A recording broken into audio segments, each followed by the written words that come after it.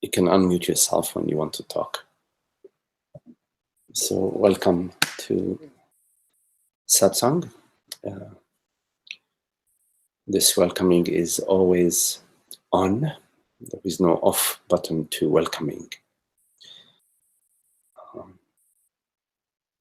There may be mental impressions, meaning thoughts of I want this and I don't want that. But at a deeper level of our being, it is always open. It's an eternal welcoming. So I invite you to turn your attention to this welcoming in the direction of that is not product of thought, that is not connected to the impression that there is something personal at stake. The impression that there is some sense of urgency or some sense of vulnerability is a download. It's a result of you mistaking yourself to be somebody in time and space. So if you can rest for a moment, rest as being, rest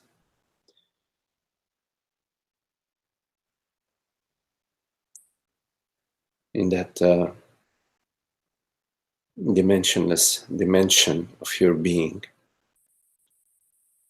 that is beyond cause and effect. The heart of Satsang, the core of Satsang, is this resting as that, resting as the peace, the causeless peace of our inner being.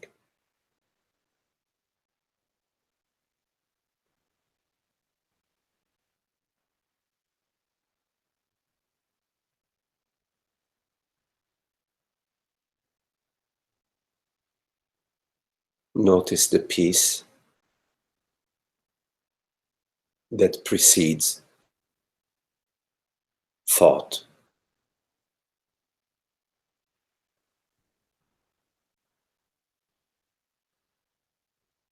Notice the stillness that precedes memory, that precedes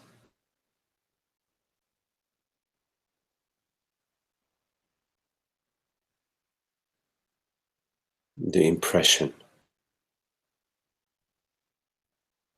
that I am somebody.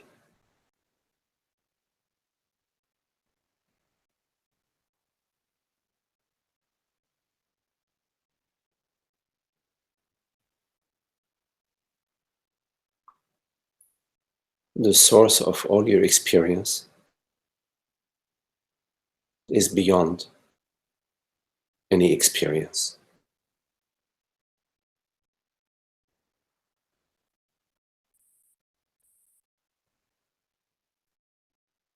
At the source, there is nothing happening and nothing happening to you because you are that. You are the source. Nothing happens to the light.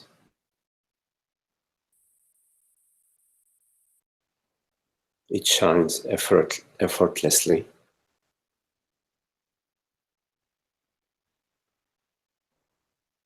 Without any personal agenda.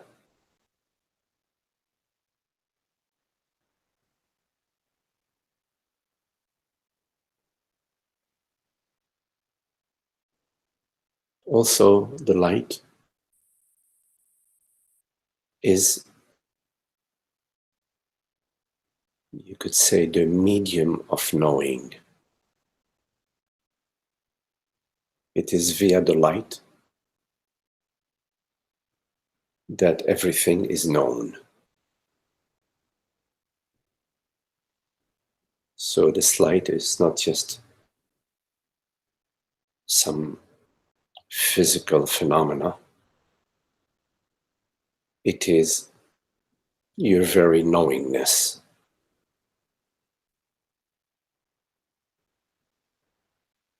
But before you know the world, before you know the body and the mind, I invite you to know your pure knowingness, meaning to contemplate that you know I am before I am a body, or before I am the world, before I am the mind.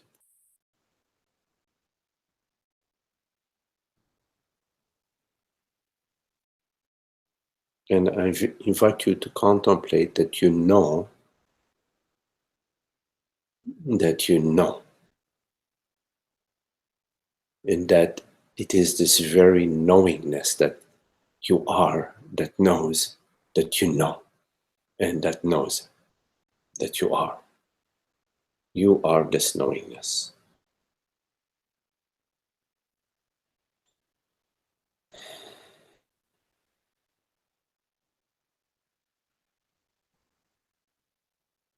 At the source, there are no divisions. Downstream, meaning in thought, there is the conceptual realm of multiplicity and infinite forms and names.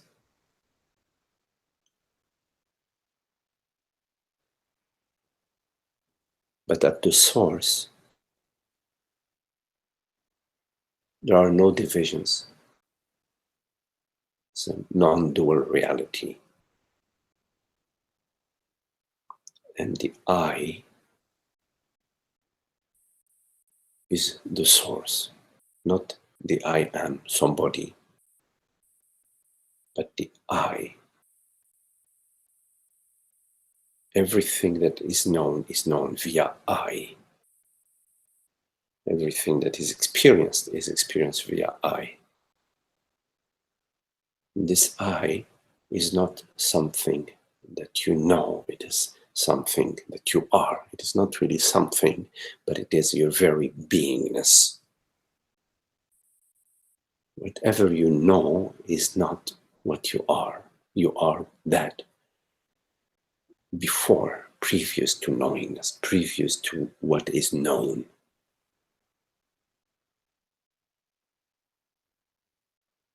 So self-knowingness is not knowing something.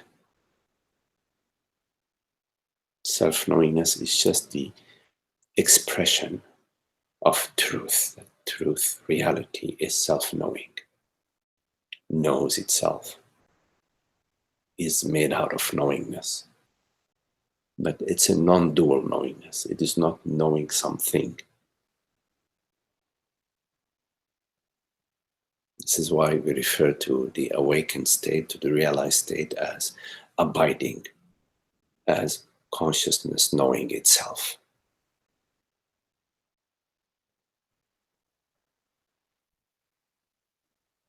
Via thinking, via thought, all forms and names arise, which is okay for a certain purpose, but it is not thought that can reveal to you what you truly are.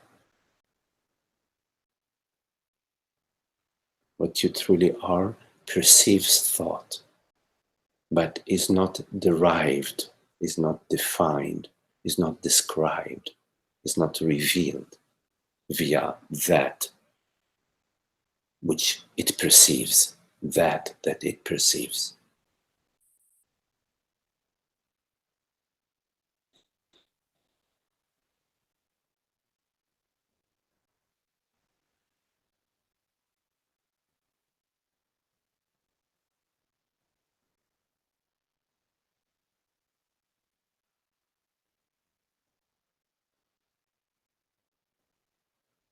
When you mistake yourself to be a limited form, a limited appearance in time and space, when you believe and feel that you are born, you're a man, woman, a person born in time and space, it is inevitable that you will experience the angst of the contracted field, contractions into space, contractions in that appears as confusion at the mind level, sense of limitation, and being lack of freedom at the body level, and at the heart level. You do not experience the love, you experience the loneliness.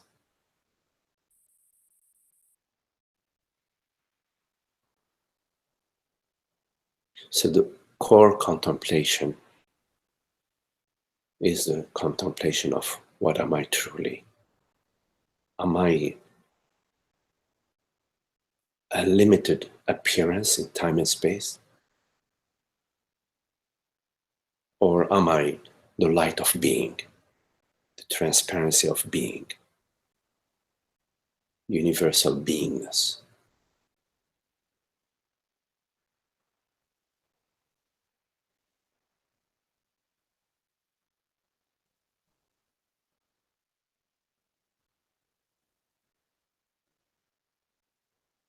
You cannot celebrate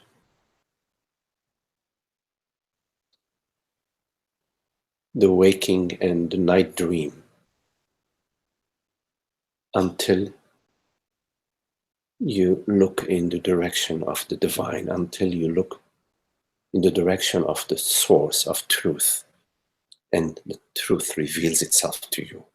God reveals itself to you. And then the peace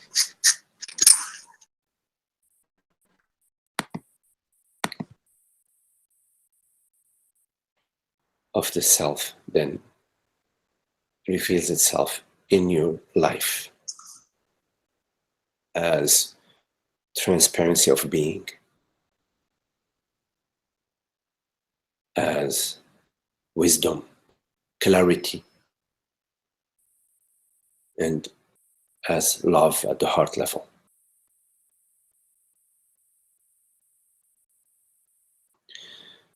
There comes a point in your journey where the teaching appears to you and you find a certain affinity and a certain resonance with the teaching, with a teacher, with a certain appearance, which is always the self that's appearing in the teaching. This is a golden opportunity that is presented to you. But it requires your recognition and your honoring this gift from God. If you remain in the market shopping around, you will not have the opportunity to dive deeper into teaching. And this opportunity doesn't come to you every day.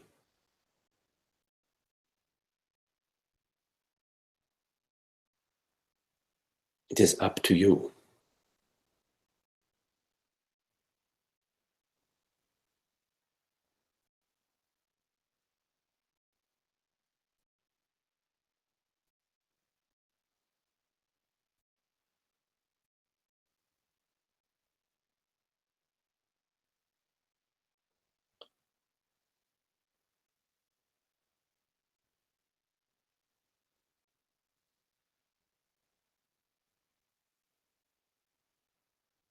Working with a teacher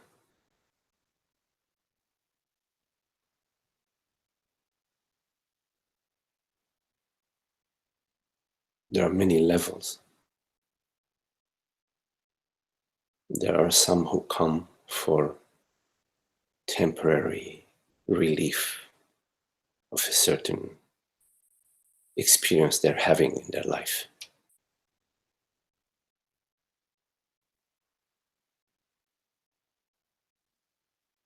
There are some who come to sort of feel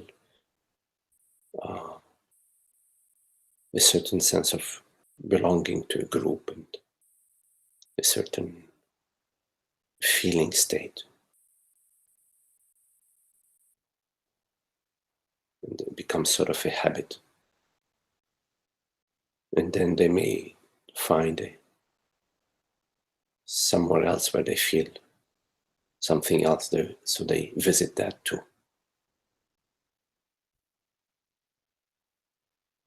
There are some who come to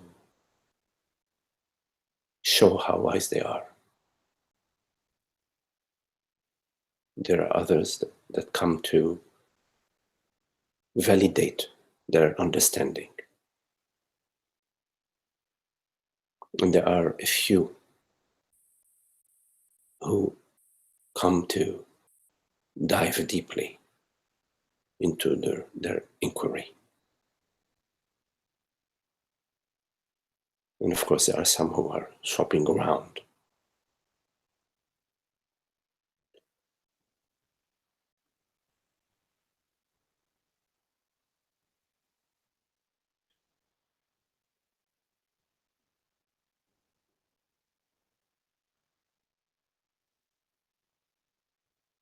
The teaching is very simple. Anybody who studies the scriptures can speak the teaching, but it's not enough to speak the teaching. You have to be the teaching. Then when you are the teaching, you are not speaking it, it is being spoken through you.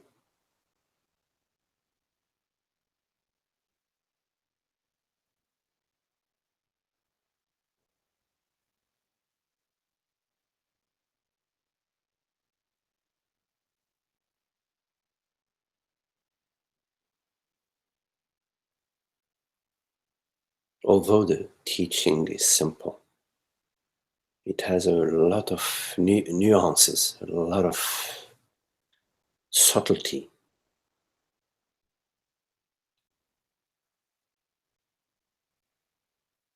Sort of many understandings, you could say, that together as an ensemble serve to clarify and dissolve the impressions, the me impressions, the vasanas.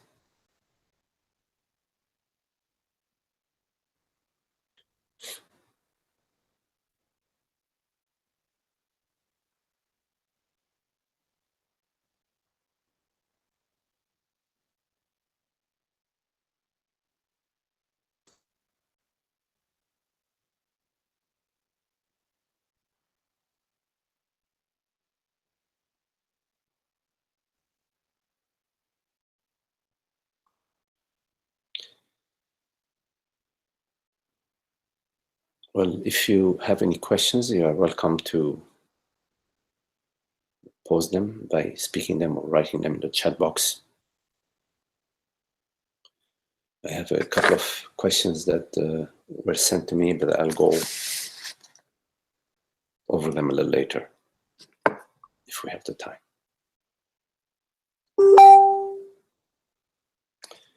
Hello, Zoe. Zoe, I see your question. Let me go to it one moment.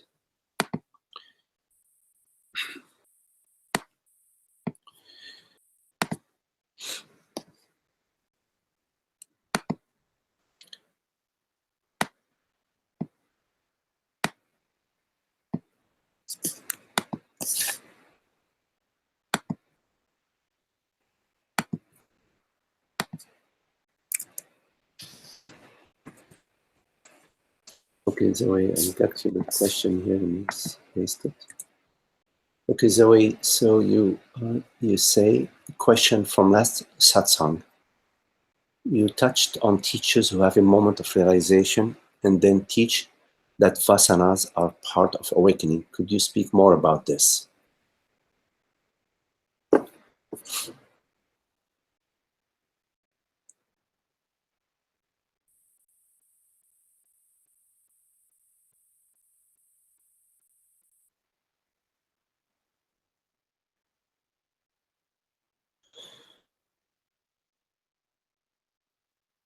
The teaching, scriptures are about happiness.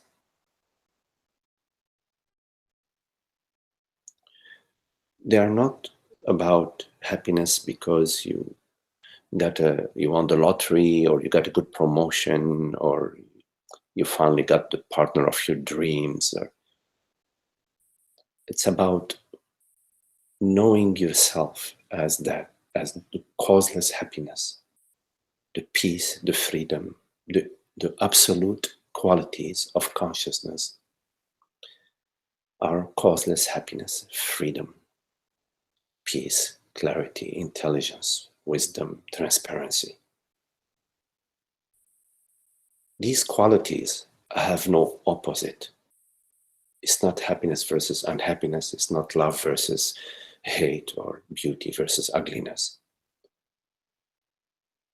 The opposites of good and bad, love and hate, beauty and ugly, are result of thinking. They are thought impressions. But the reality of the self is absolute. One without a second.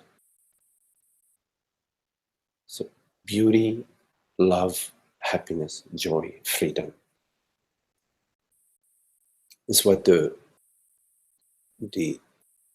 self, knowing itself, is the Satchitananda, being, awareness, bliss, the bliss of the self. Now, there may be some enlightenment. I refer to enlightenment as an experience. Well, it's a. Let me take this back. As a revelation of the reality, the revelation of wholeness, the revelation of I am that, but it's not established as your living experience. It is a peak in the absolute. It's a peak in God's infinity, in God's reality. That's how I refer to the term enlightenment. I know others use the term differently, and it can get confusing when you go to teacher, from teacher to teacher, teacher, and you hear terms being used differently. It's very confusing. So there are experiences that people have of enlightenment, but it's not the full realization of the self. The full realization of the self is the Sahaja Samadhi. It's where you are established as the bliss of the self. There is nothing, no world event, no experience, no bodily sensations, no circumstance in life can take you back to being a person. It is the end of unhappiness. It is the end of the angst and the sense of being a person. It is an absolute. The revelation of the self is absolute. It's not relative. There isn't in the revelation of the self happiness and unhappiness. So the vasanas refer to remnants of the me, remnants of contractions in the body and at the mind level, mostly at the body level. These vasanas are part of the inquiry. When you are on the journey, although you've realized that I am consciousness and that's my reality, you're still suffering due to the vasanas. You're still experiencing the contractions of the echo of the me, of the separate self.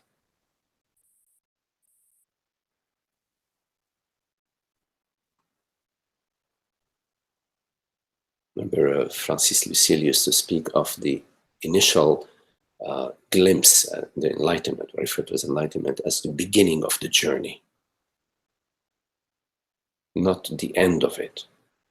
I know there are some practices that emphasize Kensho, that emphasize awakening, meaning having enlightenment experience, and they perceive that as this is it. But this is not it. This is the beginning of it, but not it. So the teachers who speak, I am consciousness, and yes, consciousness is also the human, meaning consciousness is also the human experience of, the human experience is basically happiness and unhappiness. I love him and I don't love her. She likes me, I don't like, then he doesn't like me, etc. That's the human experience. God's experience is not the human experience. God's experience is bliss of the self. And in the waking dream, in the human dream, it's love, beauty, transparency, wisdom, compassion. That's God's experience, quotes unquote, in the world. In other words, upon the realization of your wholeness, then the human experience becomes divine. It's no longer divine and human.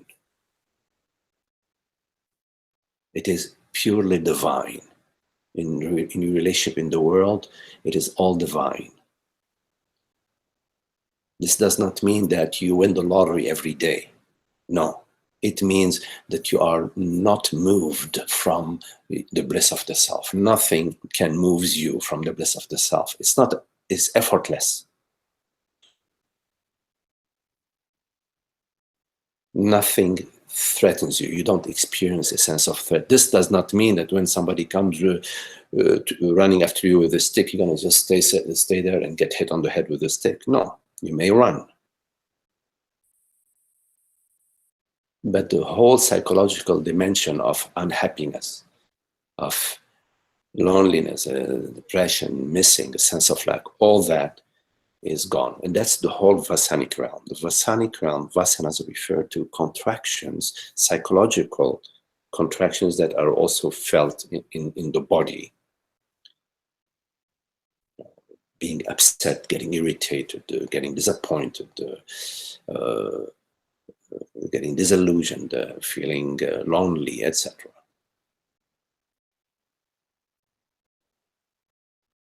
So the teachers that speak from the level of partial understanding, they would say, yes, you are consciousness, but also you are the human. Also, you're experiencing vasanas, and it's okay to experience vasanas. It's part of your life. So you're a little bit unhappy. Okay, well, yeah, be unhappy. That's what it's about.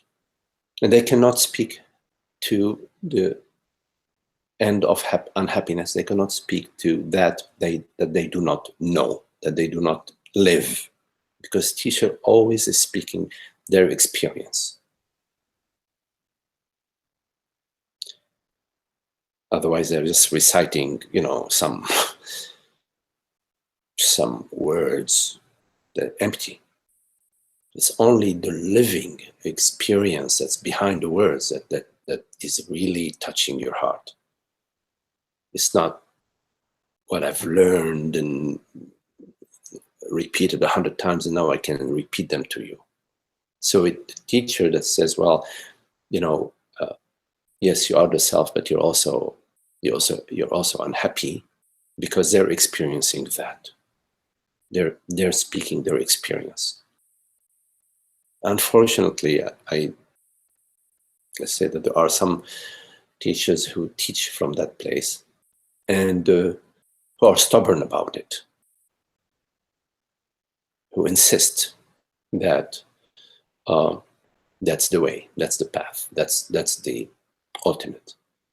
And because there are a lot of people, students who are suffering, when they hear a teacher that says, well, you are all perfect and complete, but you're also suffering, and that's how it is, they feel that, oh yeah, I identify with that teaching, And so you will find that teachers like that have a large amount of people around them that are saying, yes, I agree with you. I also have that experience of I'm awakened, I'm enlightened, I'm realized, and I also suffer. I agree with you. That's how it is. And you will find the teachers that speak from the highest peak. They're speaking about Satchitananda. Very few really have that experience. Or the ones who have that experience are very few. But there are some who resonate with this teaching. A few, much fewer who resonate with this teaching, and who are drawn to this teaching. They recognize something that they haven't yet fully realized, but they sense it in their being. And so they continue their work around that teacher.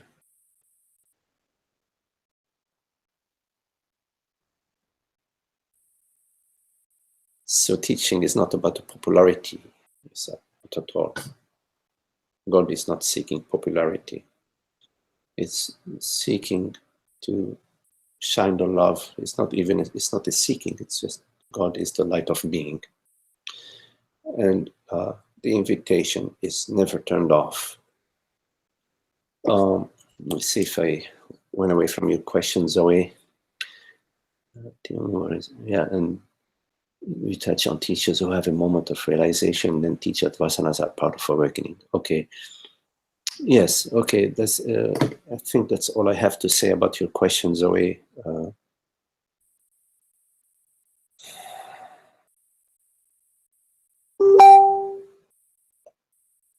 Okay, you're welcome, Zoe.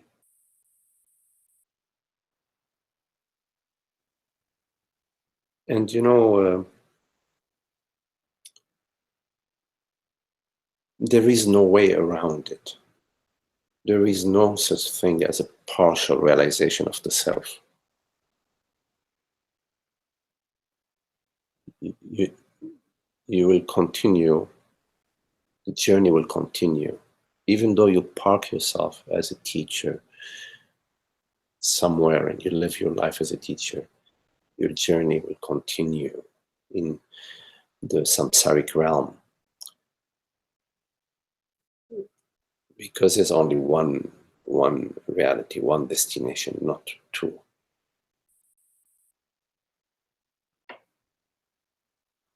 When you're traveling to California, you cannot partially arrive.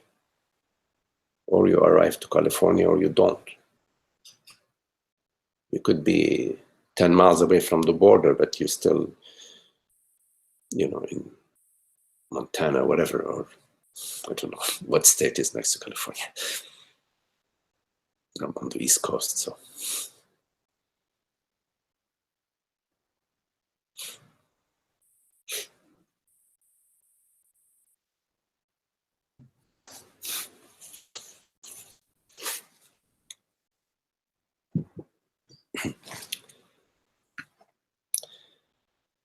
So any questions? Ananda. Hello, Ananda. You write, I've seen many gradations of the kind we are still human teachings. We are still human, yes. Right, that's what I was talking about in a minute ago. Another area of partial spiritual understanding has a big emphasis on psychology and its insights. Yes. Sometimes that seems more tricky, even. It's like the person sounds like it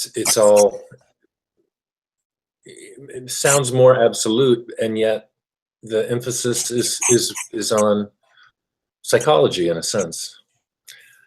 Does that make sense? Yes, there are teachers who use some of spiritual non-dual understanding in their psychological work. in Yes. working with people who have some sort of traumas or addictions or uh, some they had some deep depressions or whatever, the emotional states, and Yes. it's a good way to be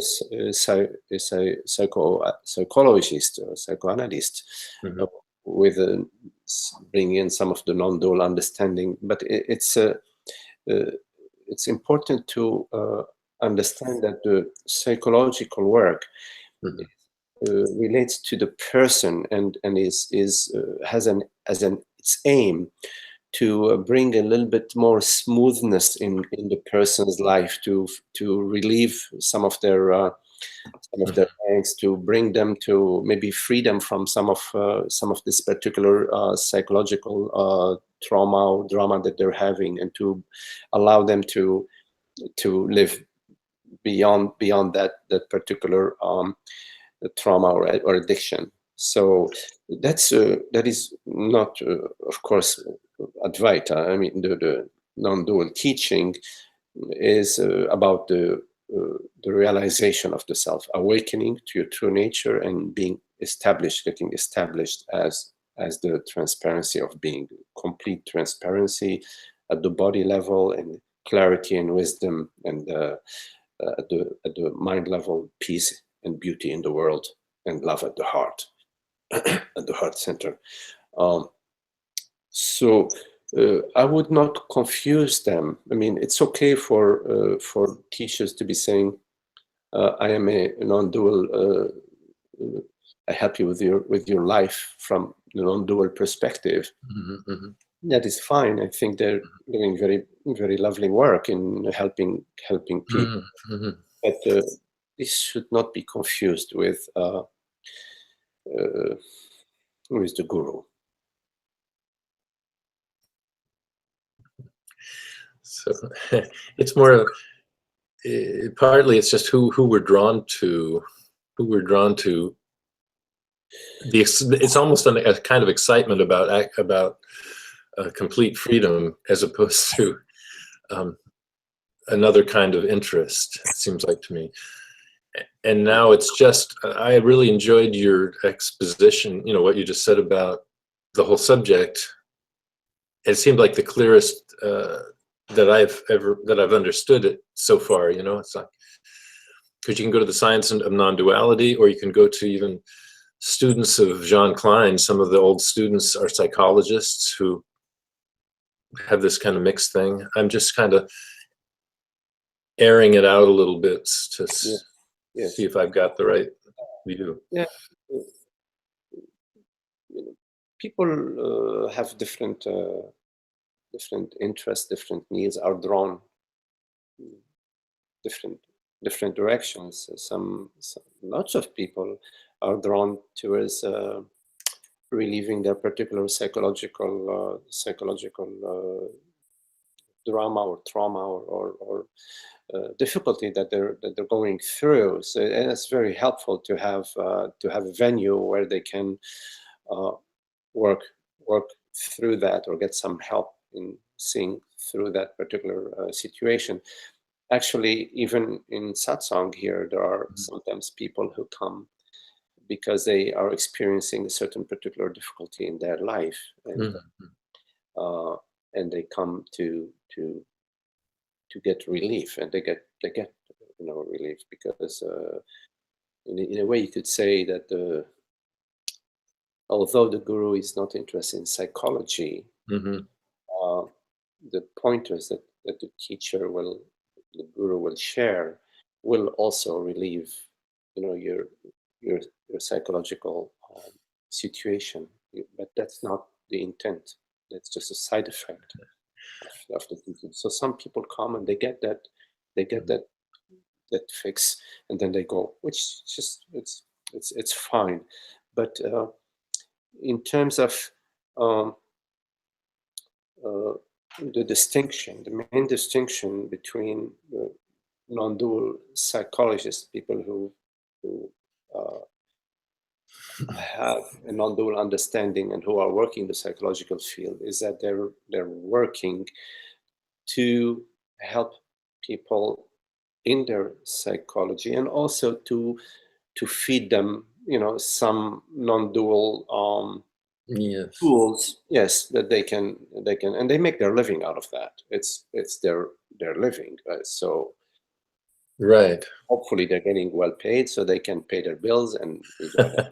Well, it's like what comes to mind is active listening is really important in psychology and in getting along in the world.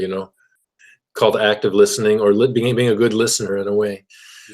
So the Jean Klein ultimate pointers of dissolving and listening Yeah. get used as in that relative way. Yes. You could say that listening, and that's not listening with the ears, not listening with the person. Listening is a sort of absence.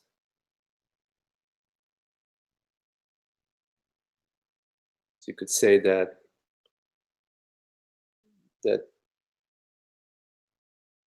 consciousness is a knowing, listening being, awareing. There are qualities, the stillness and the silence, the core of our being, the core of our true nature, is this stillness and silence, which is the transparency, which is openness, which is borderlessness. So when you're listening with an agenda, there are borders. When you're not listening, there are even tighter borders. Mm-hmm. When you are recognizing the infinite invisible, and you are that, sort of surrender to that in a way, you could say. Mm-hmm. Although there is nothing and no one to surrender, but recognition of that, when that is alive, that is listening. That is the listening. Mm-hmm. Mm-hmm. And it's 24/7. There is no on-off switch to that. Uh-huh. It would be like not filtering everything that comes in with a There are no filters. with a personal Right. There are no. anything. It's just the light of being, and the light of being is also wisdom. So there is a recognition of, that's that's a contradiction. So because the listening is non-filtered, it Mhm. recognizes what is filtered. It recognizes what is complex and speaks to it. Right. So in a way, the teaching is a simple listening and sharing from that listening. It's listening, perceiving, and sharing from that listening. Mhm. Mhm. So there is an innate wisdom to the transparency of being, which we refer to as the recognition. Mhm. So sometimes, even without you say anything, without saying anything, Mhm. without being physical distance, or without being in the same space, on the same time frame, there is a recognition. I'm not sure I quite follow what you mean. Not being in the same time frame. What do you mean? There's a recognition? A recognition of where another person is at, or like a recognition of wisdom? You could say it's a recognition of what precedes, because any manifestation Hmm. Hmm. is has a potential field to it. There is the potential and the kinetic. Hmm. Kinetic is what you perceive, what you hear, what you perceive, Hmm. what you sense. There is the potential of the kinetic before the kinetic has appeared. Has Hmm. Yes, there is the potential. Mhm. which also is a formation. So I don't want to go too much into that right now, but there isn't just what you are hearing and what you are seeing. There is also a hearing and a seeing not that is not via the senses. Right. So you can kind of perceive whether, like you say, whether something is coming from consciousness or coming from some kind of a psychological state, really. Borderless. Mhm. It just requires being that. And although I am that, all is that. It's being that knowingly, and that knowingness being established, being that knowingly outside or beyond the time and space, beyond the phenomenal realm. Anyways, I was just mentioning that in passing. I don't want to. That is something that I want to speak about right now. In this manner. I just wanted to say one more. I wanted to say another thing. Is just I watched last night your Saturday. I don't know if you were talking to a group. You had a 30-minute little talk about what if you didn't think you were separate. What if you didn't think? What if you didn't think of yourself as limited? Yes. I forget the exact words, but Yeah. and and what really struck me in there, something that really struck me in there was you said, if you have a feeling, even a subtle feeling like, well, this will come later, I'll get it. I'll get the download later. I'll get the full understanding, and as I'm working towards it or something like that. But then you said, what you want, what you're moving towards is the recognition of I am and the clarity in that. So you might as well just feel it right now. that was so simple. I just have been you know what I mean? I've been enjoying that pointer since I heard it. Yeah, sometimes when we meet here, sometimes I record uh, some of the dialogues in the, Mhm. but sometimes I don't. But yeah, I remember posting that. It was really nice because you were just being so so settled in, and just like, it would really be nice to it's really good to get this.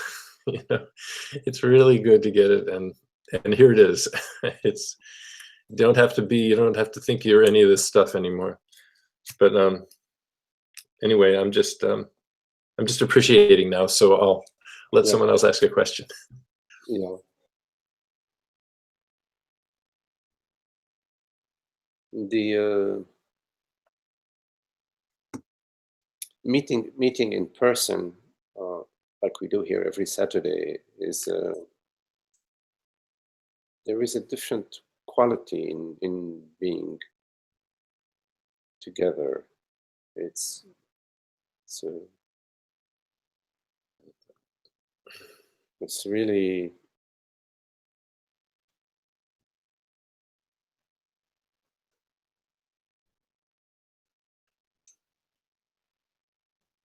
and also in being together. Uh, the, the the group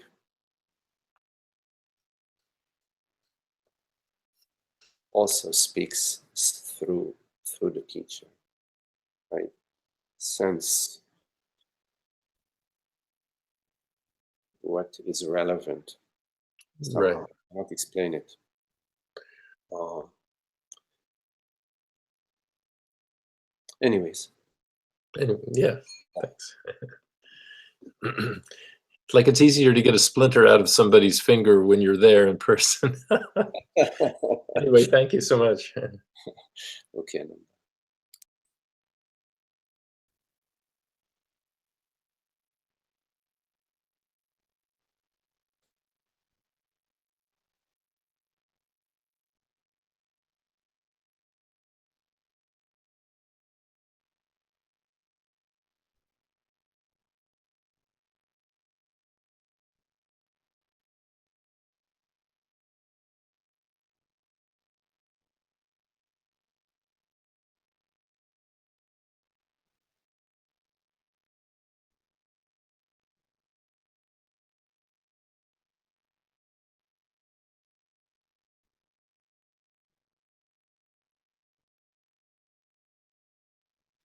So if there are any questions.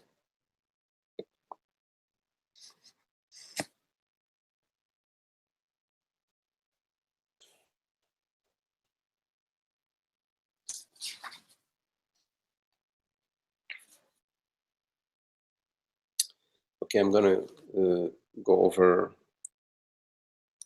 the question that was sent. Question: in final self-recognition, if we can call it final, when everything and all is overturned in self-recognition, what happens there? Is it the mirror itself that comes to rest as itself, or come to recognize itself? Or is it the mind that comes to rest, or the mind that comes to recognize its source?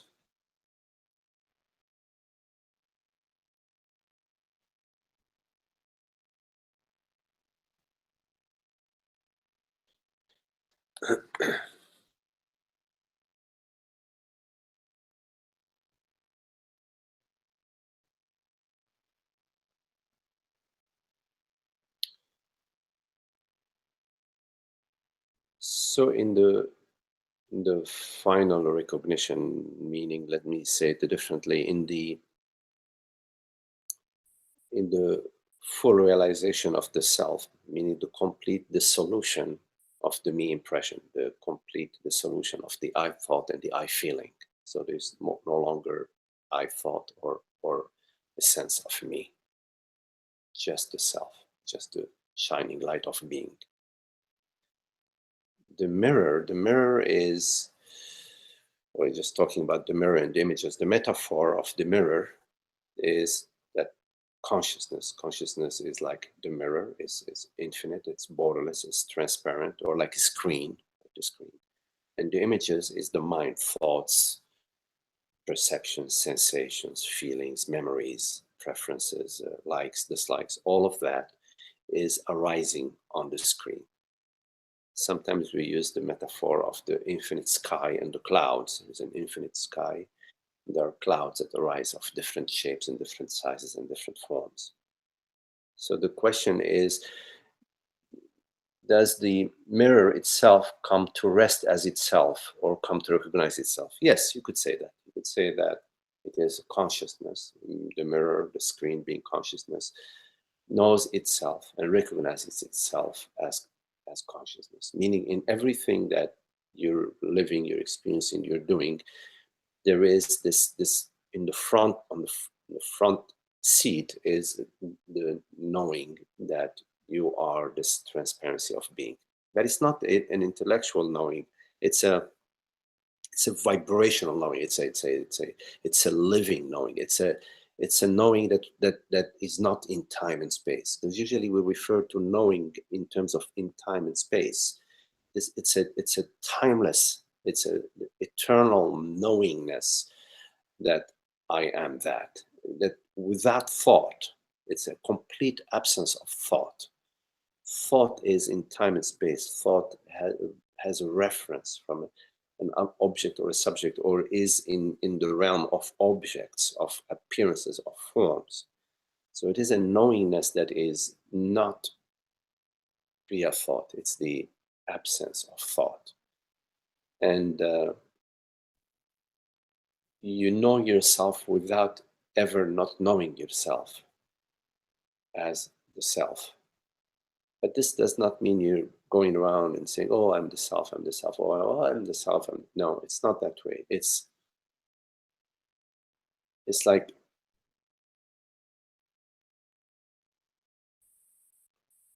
you know you are, but you're not constantly thinking, I am, I am, I am. It's, you know you're happy, but you're not going around saying, yeah, I'm happy, I'm happy, I'm happy. But if somebody asks you, how are you doing? He says, yeah, all is well, yeah. You're happy? Yeah, of course I'm happy. So it's a knowingness that that is not mental. It's not mental. And so yes, you could say that it is the mirror that comes to rest as itself. It's always at rest. It recognizes itself. It's always recognizing itself. But in this case, it's a recognition that no longer comes and goes.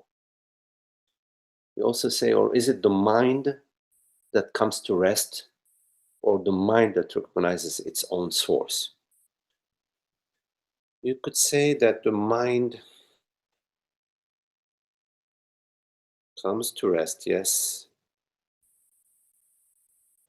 The mind recognizes its own source. You could also say that. But it's also an understanding that there is no mind. So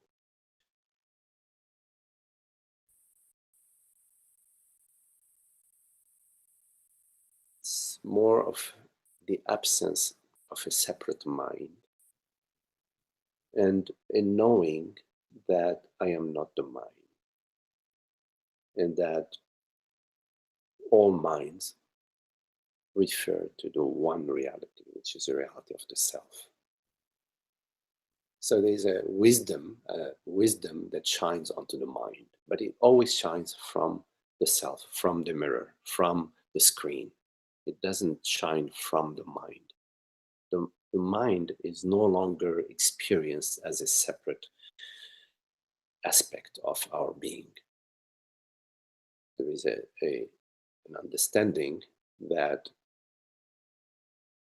all minds, meaning what you perceive, what I perceive, they may be different in that I'm perceiving this room here and you may be perceiving a totally different room. Actually, you are perceiving a totally different space than I am perceiving, but that it is the same perceiver. It is not, although mind are varied, they have many nuances, they belong to the one dreamer. All dreams belong to the one dreamer.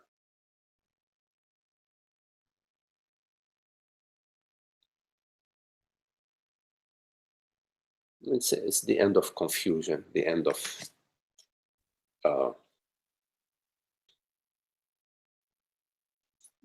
the sense of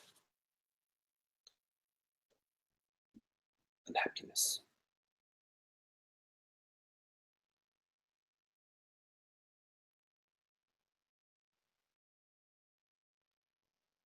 There is still, you could say that you're still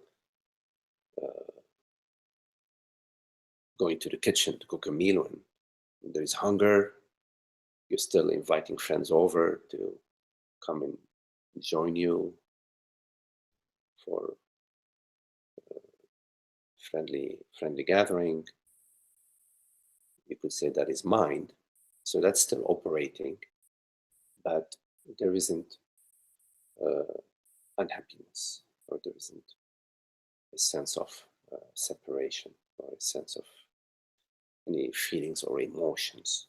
It's just love. It's all love, and it's a celebration of the dream, and the rejoicing and the sharing. And of course, there's the contemplation, because contemplation is love. We contemplate the magnificence of the self. And you create, there's creation in the mind level. If you're called to paint a painting, to garden, whatever, it comes it comes out of your sense of freedom and creativity and celebration.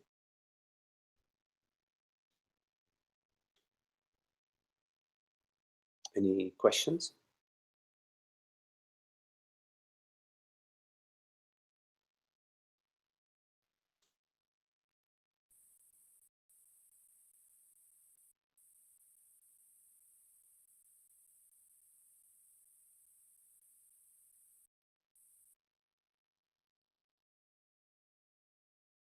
Okay, I'll read one more question.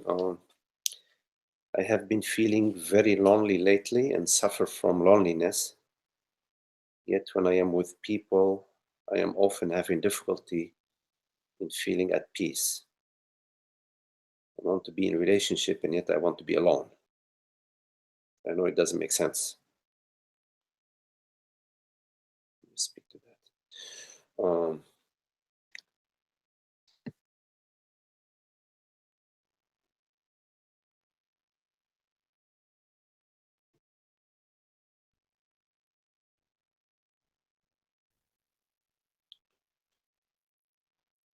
I remember Francis Lucille talking, sometimes he would say, when we are alone, we want to be with somebody, and when we're with somebody, we want to be alone. When we are in a relationship, we want to be alone. And when we're alone, we want to be in a relationship. How about celebrating when we're alone, being alone, and when you're in a relationship, celebrate the relationship?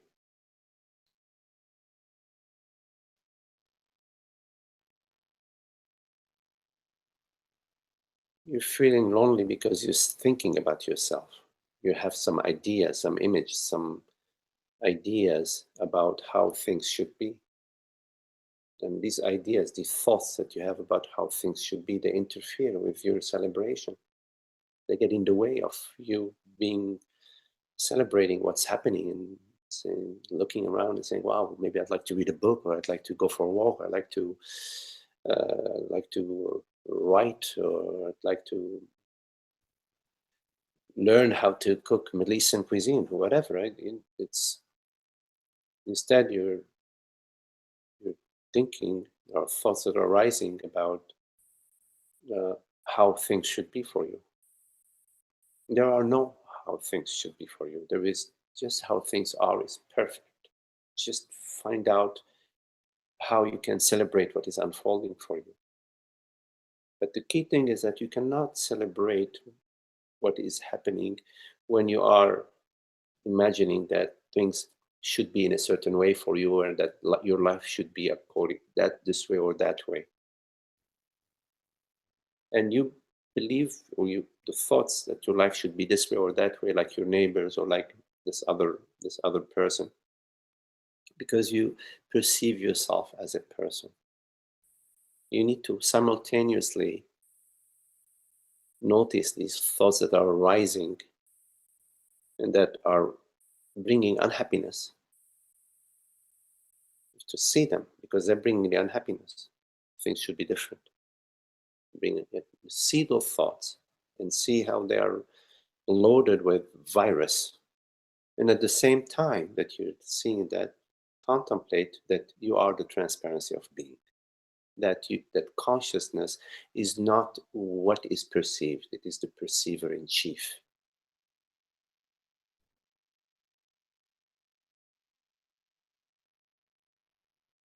And sometimes you say you want to be with people and you don't want to be with people at the same time. It's just the result of the confused mind about you know how things should be. Because when you are with people and you don't want to be with them, is because there may be a couple of possibilities. Maybe they're really pain in the butt, and so then it makes sense for you not to want to be with them. Why would you want to be with them if they're toxic? At the same time, if they're not unpleasant, then maybe you have some ideas about how things should be when you are with them. Maybe you want them to love you, you want them to accept you, you want them to act in a certain way towards you. Why? Because you have some insufficiency.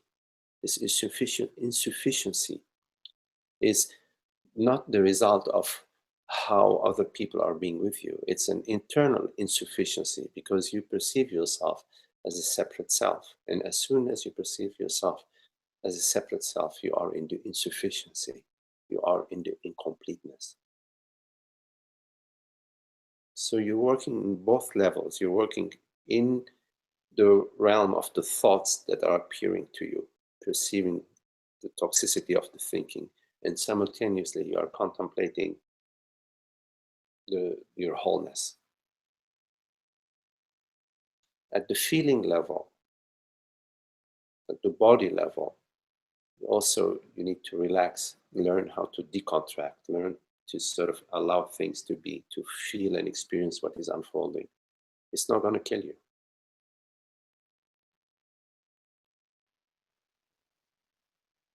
Don't get wrapped up in the feeling. When I say allow and feel what is happening, doesn't mean get wrapped up in it and to define, having the feelings define you.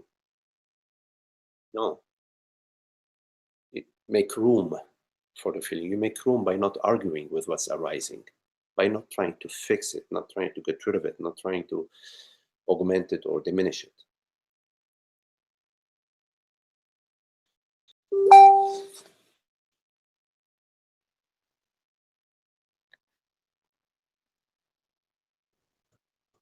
Let's see.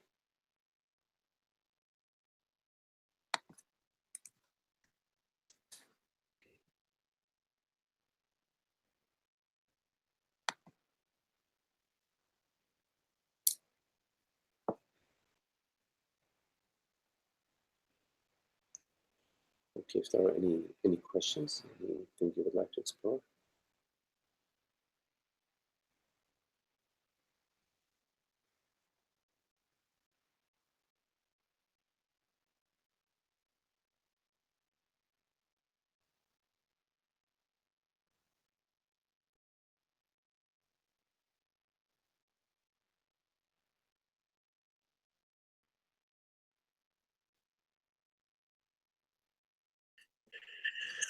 This is a very silly sounding question.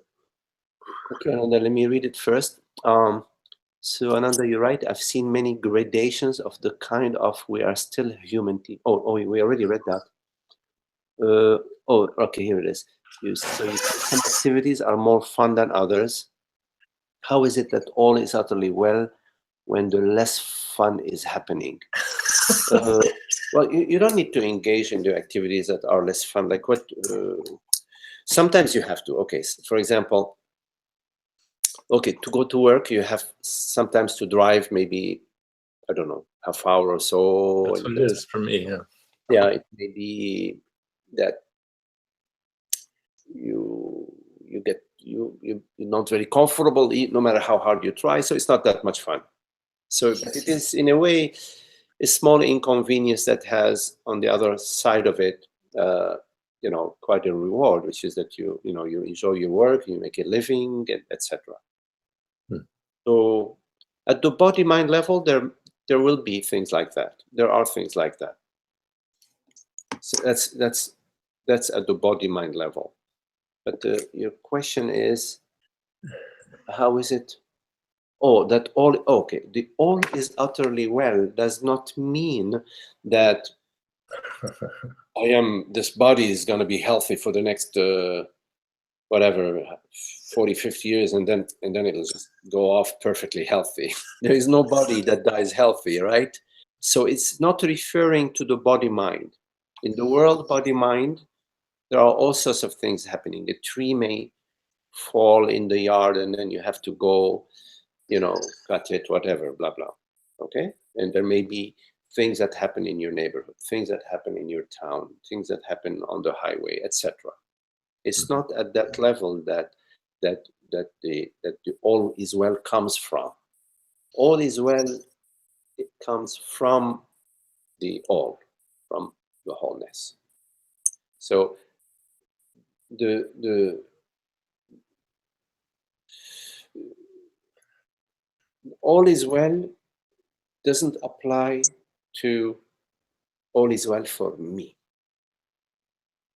because all is well for me would refer to all is well for me, the person, me, the body mind. Yes? In the body mind, it's impossible for at that level that all is well. What if somebody accidentally steps on your toe, you see. So that happens at the body-mind level. But all is well refers to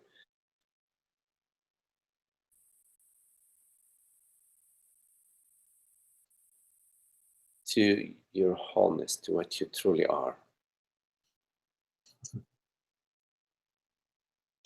It doesn't refer to events that may happen or not happen. Now, having said that, if somebody steps on my toe, I make sure that they get off my toe as quickly as possible, and I will put some ointment on my toe. All is well. When somebody steps on my toe, now I hate them. I'm going to get into a fight with them. I'm going to argue with them. I'm going to start thinking, why did they step on my toe? Why are they stupid? And how come they did not see my toe? What? I mean, they don't see my toe. Should I have cut my toe off? And that's when not all is not well. Because what has been brought into the equation is the person and all the download of the thinking and the feeling and the emoting download that spoils the all is well. When somebody steps on my toe, okay, they get off and they say sorry. I say, oh, no problem, don't worry. Hopefully they're not too heavy. I can recoup in a couple of minutes. All is well. Now, here's a similar question. Is you said you recently talked about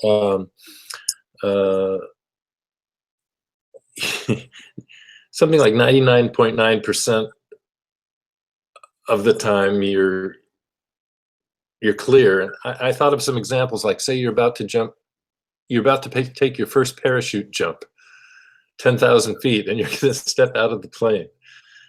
If I put myself in that position, I think in that moment before I step out of the plane, I might have such a weird feeling through the body-mind that I would not know that all's well. I would not know. Do you see what I mean? Like moments where you will not jump off the plane if I thought you didn't actually want to experience that. So right. in a way, there is a stronger interest for jumping, doing the parachute jump, than the fear or the anxiety you may have at the moment of jumping. So that's overcome. Your interest, your curiosity, your passion, whatever it is, for experiencing that parachute jump, floating into the space with a gravitational pull, is much stronger than your hesitation, the moment of jumping off. Or it may not be. Maybe your hesitation at that moment become too big, and you decide, hey, forget it. I don't want to jump. Or maybe your guilt feelings about, what sort of a not courageous person I am. And maybe that thought, that feeling becomes stronger, and you will overcome your hesitation. The point that I'm saying is that all is well is not about that. It's not about this sort of now. When you bring into your parachute jump, the person is like when, for example, you start to feel that you are lesser person because you're having these feelings, and you start to loathe yourself, or some part of yourself start to loathe itself. That is the spoiler. So the spoiler is when the sense of separation arises, not when we're experiencing certain feelings. It's normal. I remember, like, once I was flying from I think from New York to here, and there was huge turbulence, and the plane was like, you know, Mm-hmm. dancing in all sorts of places. And so at that moment, the body, how the blood sort of, pumps into the heart, it sort of makes sure that if there's any wound. So there was a whole Yeah. physiological, phenomenon. There was a thought, wow, this could go in whichever way. And then I relaxed into that feeling, and I was still feeling that.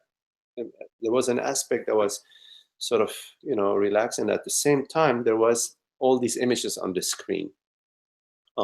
So I remember that was years ago, and I remember sharing that with Francis, and he he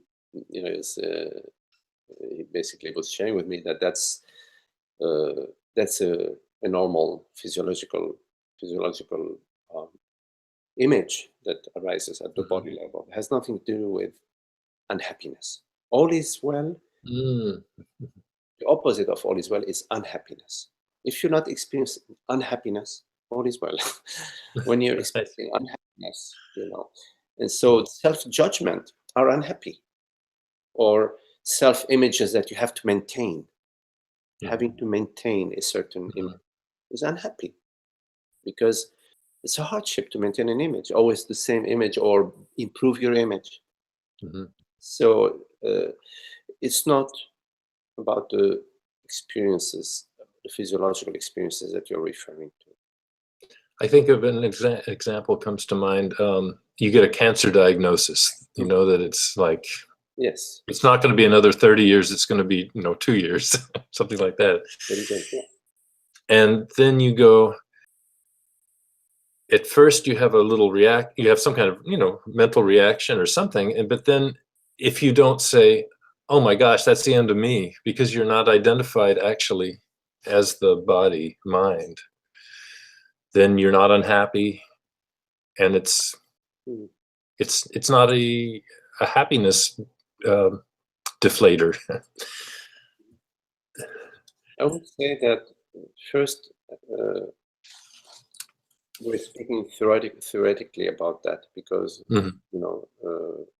we're not living this actual experience, since Mhm. it's being posed theoretically. Uh, you cannot come to the Ananda, Satchitananda. You picked, Are you okay? and now it's back. Yeah. You cannot come to the realization of Satchitananda if you do not go through the gate of death. You have to die, meaning the me impression dies, because that's the only thing that can die. It's the me impression. Mhm. Mhm. Bodies are always dying. Every second, the molecules, the atoms, they're constant. Mhm. But the me impression is the real death. If the me impression is still alive, Mhm. then that will contract, because the me impression is nothing else but contraction. Mhm. It's the thoughts and sensations Mhm. about me, tomorrow, what's going to happen to me, what will happen to my children, etc., etc. Mhm. So the the death of the body is not what we are talking about. We're talking about the Mhm. of the me. If the death of the me is still unrealized, we're still alive as a personal self, the personal impression is still on board, then there will be some sort of contraction, because the me impression is connected to the body, to the image and the belief that the conceptual Right. physical realm, that entire the mental structure of body Right. is one. It's a conceptual sensory experience, Right. and that is still churning. And when something is coming to sort of disentangle that or affect that, Mhm. it will react. Yes. So there will be some sort of contractions and mentation and emotion, sensation around that. Right. Similarly, when teachers speak about you need to die, the mind, even like there is no cancer, nothing, just talking, the mind starts spinning. It says, "Oh, this is crazy. He's talking about me dying. It's crazy. That's a weird teaching. That's also a mentation. That's also a contraction. Even when you verbally speak about the death of the self, of the personal self, even at that level, although nothing's happening to you, you're sitting comfortably in your living room, you will find some sort of churning, and you may feel like you say anything that is going to come to sort of mess with the me structure will be met with me structure, or affirming itself, or starting to spin that, divert, or get involved into reasoning to maintain itself, which is not reasoning, it's more like thinking. Reasoning has some wisdom in it, has an introspection in it. So coming back to your question, if there is cancer and the death of the body is inevitable, if you're identified with the body, it would make sense that you will experience unhappiness.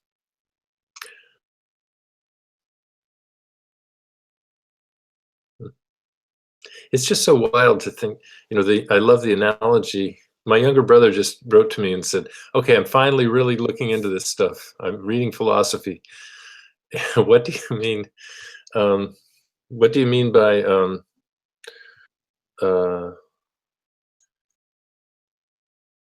everything is secondary to I am?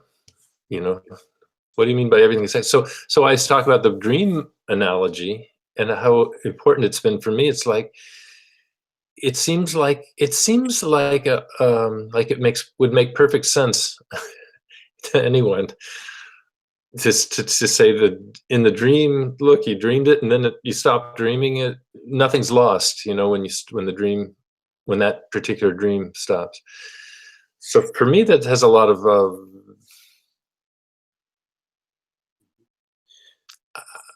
I guess I've been wanting to ask this for a couple times now, but I haven't quite got the words. Is to take the waking state dream and not just kind of see it as an analogy, but that it's really is the same process as the night dream. Yes.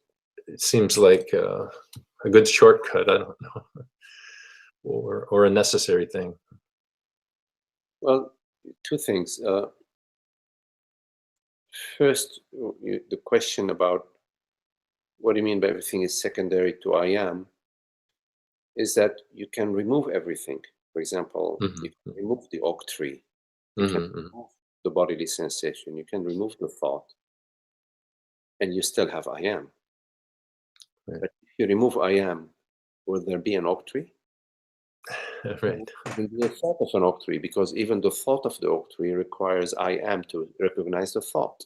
Right. Right. And in terms of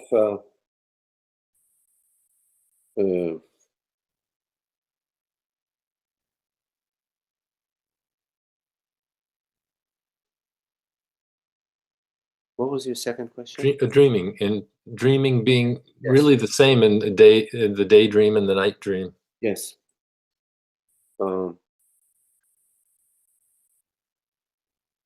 So in the night dream, there are appearances that appear to you. You may dream of New York City. When you wake up, you are not in New York City. You're still in California. Still, New York City exists. Why? Because you can call your friend in New York and says, "Hey, are you in New York?" He says, "Yes, I'm in New York."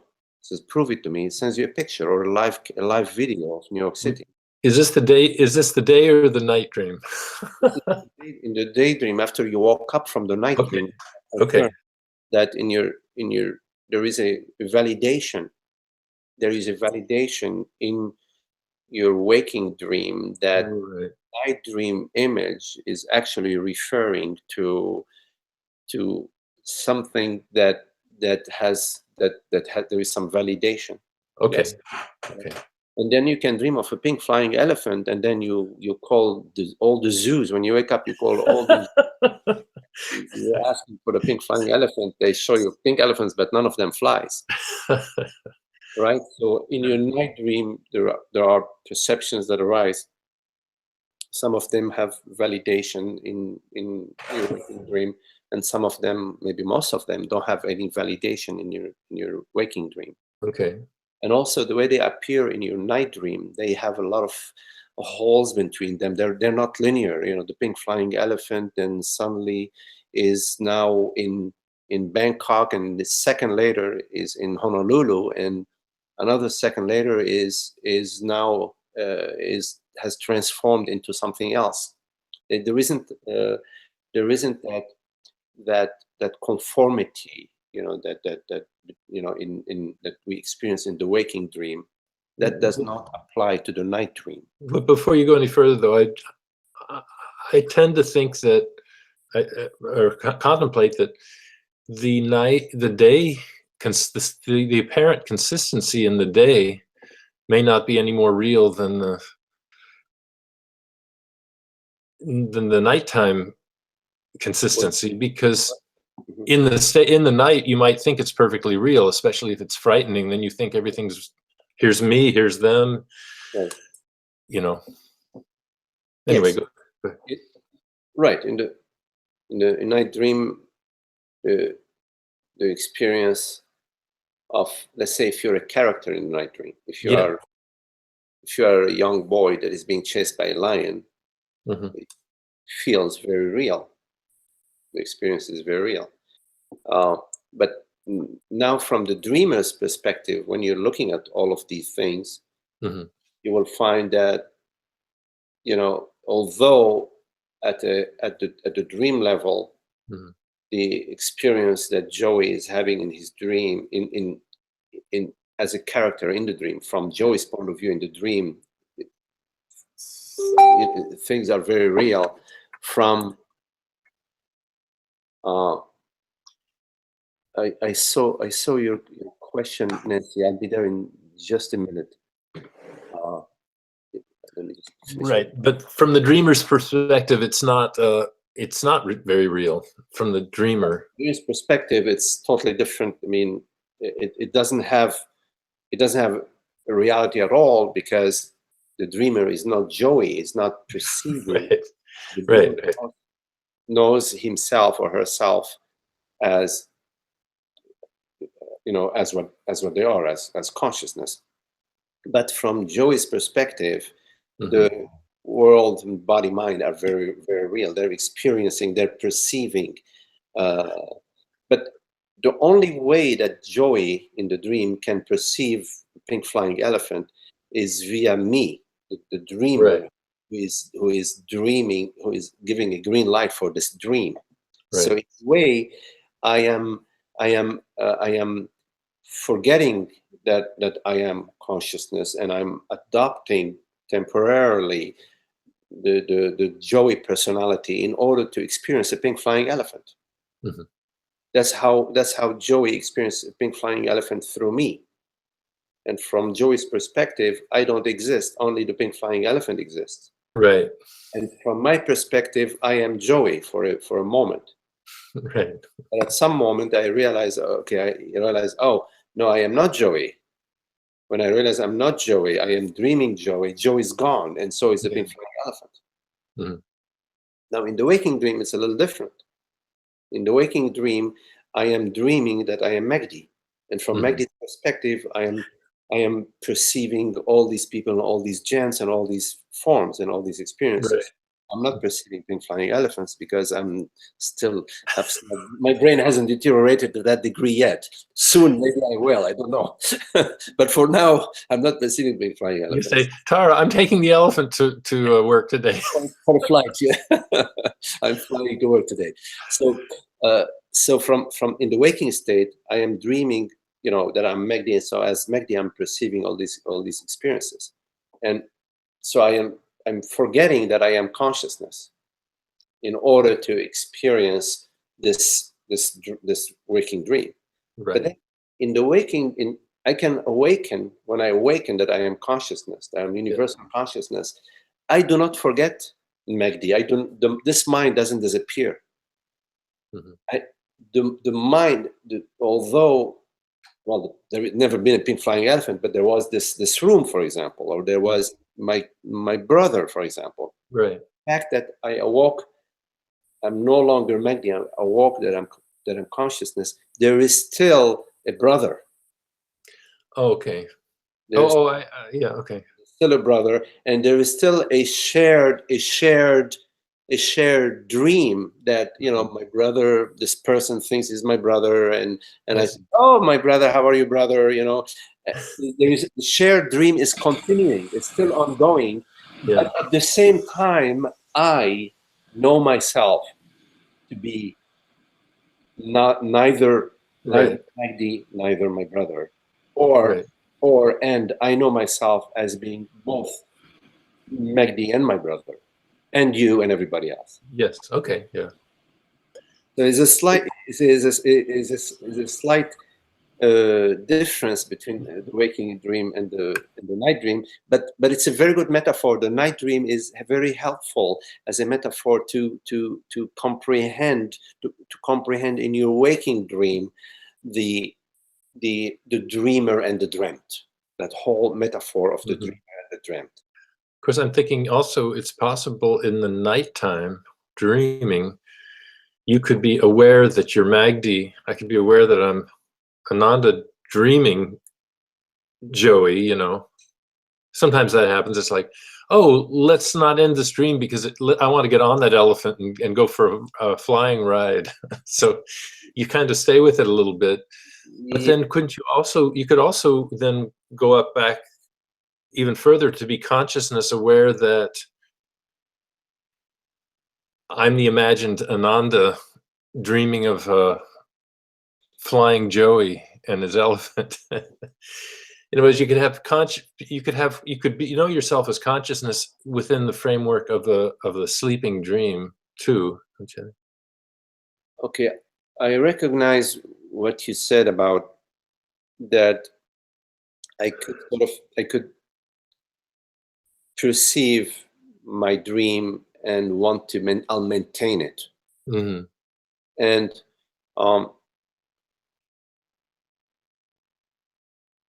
the experience of recognizing the dream and maintaining it is a mixed experience. Let me say some more about that.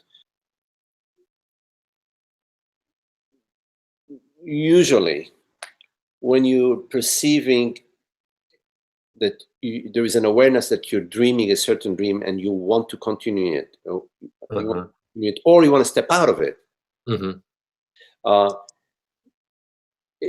you are now moving at the edges of the dream. There is still the dream, but you're sort of waking from the dream, but you haven't fully awakened from the dream. You haven't fully awakened from the dream. It's more like a daydream then, or like an imagination, or like. No, let's just stay with the night dream.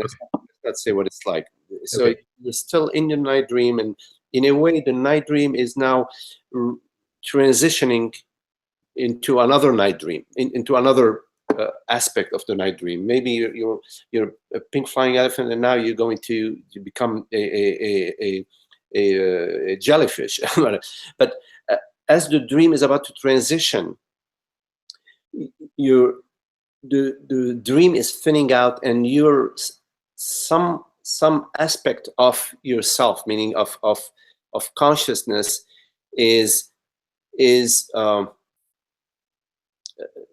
realizing this there is a thinning, this movement, but there is an interest in maintaining the dream.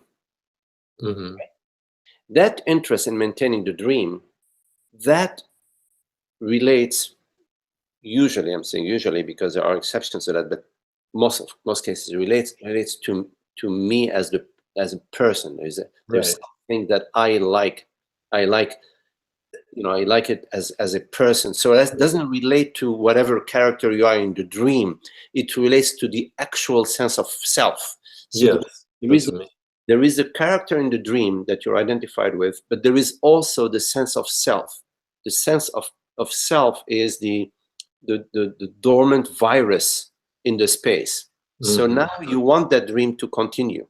Mm-hmm. And if that dream continues, you're happy. But if that dream somehow doesn't continue, you start searching for it, and you're slightly annoyed and unhappy. And at some point, you don't find it, and you maybe forget about it. But there is a moment of annoyance because Mm-hmm. you, as a personal self, the sense of self, Mm-hmm. is seeking something. Now, consciousness, on the other hand, isn't seeking anything in the dream. Right. But it may be aware that a dream is thinning out and may. I don't know if I've actually had this exact experience, aware of the me playing its game. Well, what else would Would it be? want to continue something and would feel a slight deception, or a slight unhappiness if you're not unable to grab it. Right.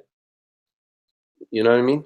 Yeah. Yeah. So that would be very similar to the waking state It, and what happens in our right. waking Because state. your night dream, although you're having whatever night dreams are arising for you, there is also the sense of me. Mm-hmm. The Mm-hmm. sense of me Mm-hmm. is maintained is in the waking dream and continues in the night dream. Right. Right. It doesn't end just because the body mind is sleeping. It continues in the night dream. It sort of goes on very, very, very, very low mode in the deep sleep state. Mm-hmm. Mm-hmm. Right? Yeah, I can see that. Yeah. Right.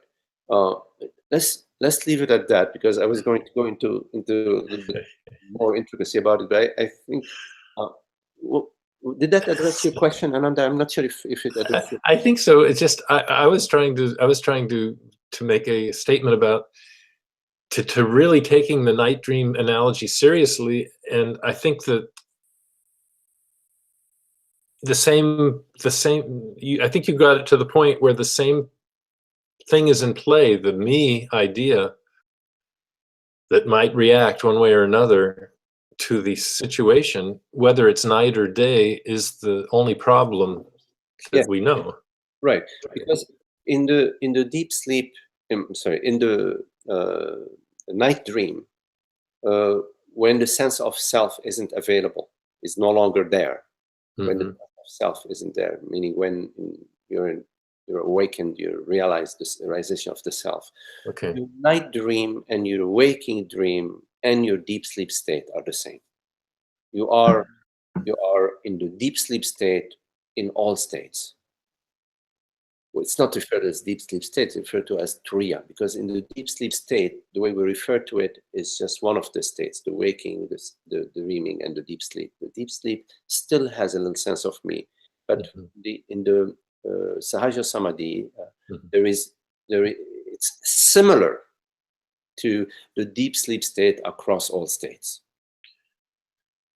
Aha! Now that famous Ramana quote makes more sense to me than ever. It was, the sage is like deep sleep during his day. During all states, yes. Yeah, he's that untouched by what's happening. Yes. And that's how I am. I mean, let's keep it at that. Although it's not a state, but no, okay. good enough. We can't cover everything, but that's no. Thank you, Ananda. Thank you. Hello, Shivaram. So you say it feels like the main question is always who is the dreamer, so that dreaming dissolves. Yes. There's only one dreamer, is God. God is the dreamer of all dreams. The infinite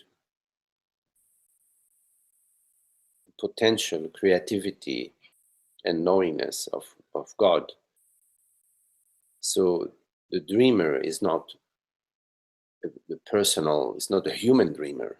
The human is dreamt.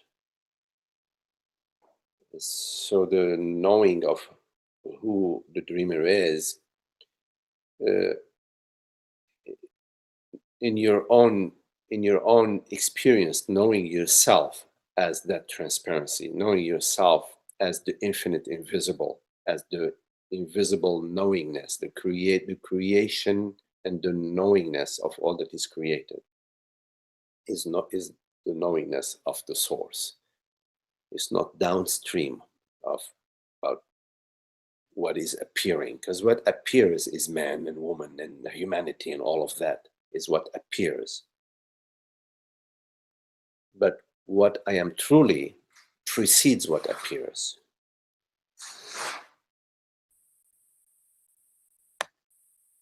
Yes, to be knowingly, to know the dreamer is to be the dreamer. It is to know God is to be God. Nancy, I just saw your questions, and I'm going to share it here.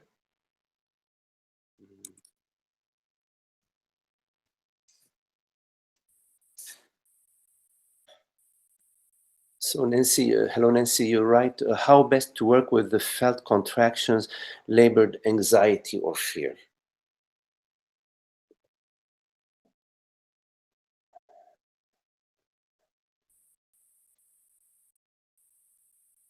With all emotions, negative emotions, such as anxiety and fear,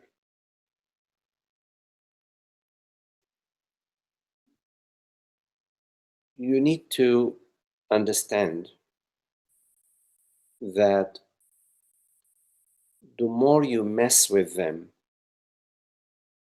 the worse they become. In other words, don't approach the anxieties with your personal intention to fix them, repair them, get rid of them. I know it's difficult to do. It may seem difficult to do. So I'm going to say some more about it. All emotions, negative emotions, are made out of thought and sensation. So there is a thought, oh my God, there is this thief hiding behind the tree. And there is the bodily sensation. Maybe it's a short of breath, churning stomach, you cannot swallow, which is a bodily sensation. When you combine the thought and the bodily sensation, it becomes an emotion. And there is one main thought, one core thought that precedes the thought there is a thief out there, which is the thought that I am a person, I am a woman. Because there is a thought I am a woman, plus the thought there is a thief out there, this body, this body mind gets into the emotion. Now, okay, the thought arises, there is a thief out there. Maybe it could be a thief, maybe it could be just the way the light is shining in the yard. We don't know, but it arises. And the body reacts. So what do?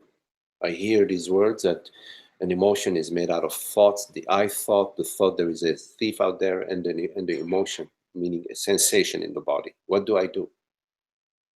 Well, it's very important that you do nothing. I know you know we have a tendency that we want to do something. Okay, We do nothing about the emotions. We allow them to be. We give them all the space they need. We invite them to sort of be.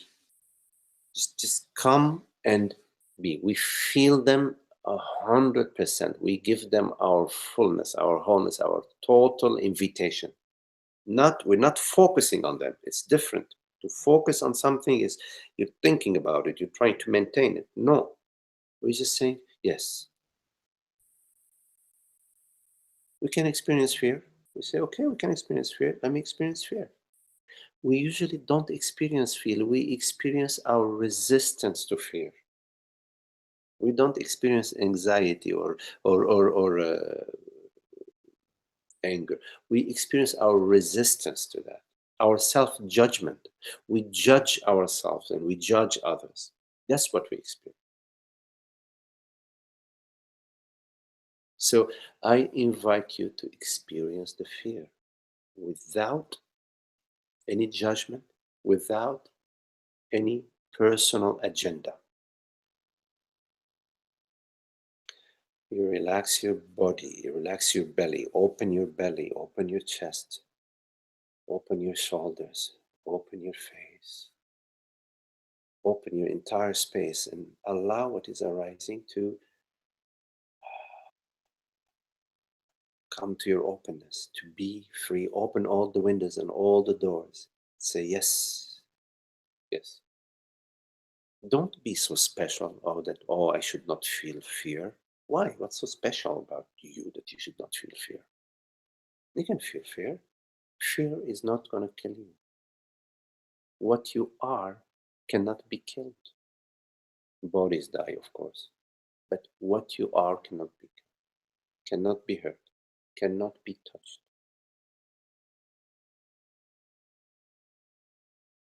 We make a big deal about the emotions. We make too big of a deal about an emotion, and making a big deal about an emotion, that's an emotion. We add an emotion on top of an emotion. We are emotion pilers. We pile the emotions. To experience an emotion is not a big deal. Meaning, to experience it without a personal agenda. You will see that the emotion is made out of me thoughts, and bodily sensations. That when you don't argue with whatever is arising, it becomes more and more transparent. We're not trying to make it more transparent. I don't have an intention. It's very important that you don't have a personal intention. We're simply experiencing what is arising, the fullness of it. And as you experience everything fully, you're experiencing its emptiness. Its non-substantiality. There's only one substance, one reality, which is consciousness, the freedom of being. When you contract as a person, you're always arguing or defending or running or grabbing or running away from. That's what a person is. It's a bundle of thoughts that have to do with seeking or resisting.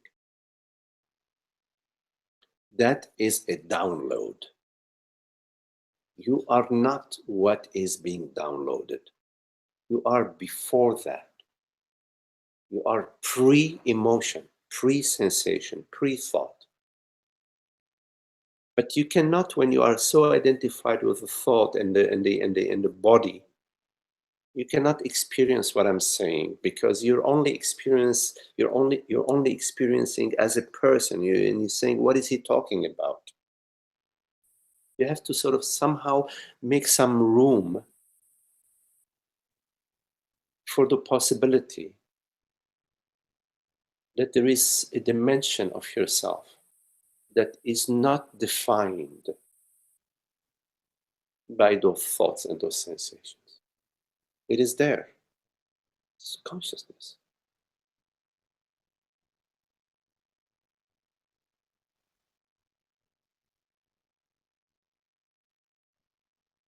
So again, to repeat, don't try to get rid of the emotions. Don't try to argue your way around what is arising. Instead, invite whatever is arising into your wholeness, to your openness, to open your chest and your body and say, yes, let me experience that. Once you realize that the emotion cannot hurt you, doesn't just comes and goes, doesn't kill you, it starts to deflate. And you will find that the frequencies of emotions lessens in your life. The fear and the anxiety starts to lessen in your life. And the recognition that you are not a mortal character is an important recognition that will hopefully start to also flower in your life as you contemplate it. You have to contemplate not just how to get rid of those emotions, because then you'll be obsessed by these emotions. Contemplate, what is my true nature? What am I truly? As long as you're postponing your contemplation of what am I truly, what is the reality of my experience, those emotions will continue to obsess you.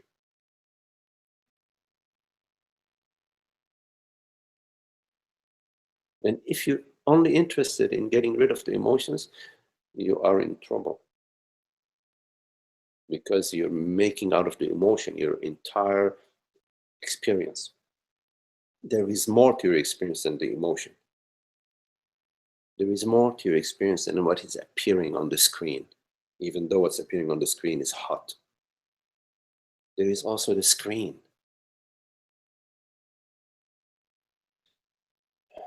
Okay, well, thank you for your question, Nancy, and thank you all for your lovely company and friendship. And we'll see you again. We are leaving. Yeah, I don't know what day is it today. Yeah, I guess we'll be gone to retreat next week, so we'll see you soon. Yeah. Well, have a great time. Okay. Thank you, Ananda. Okay. Goodbye, everybody. Very lovely. Bye bye. Bye. Bye. Okay.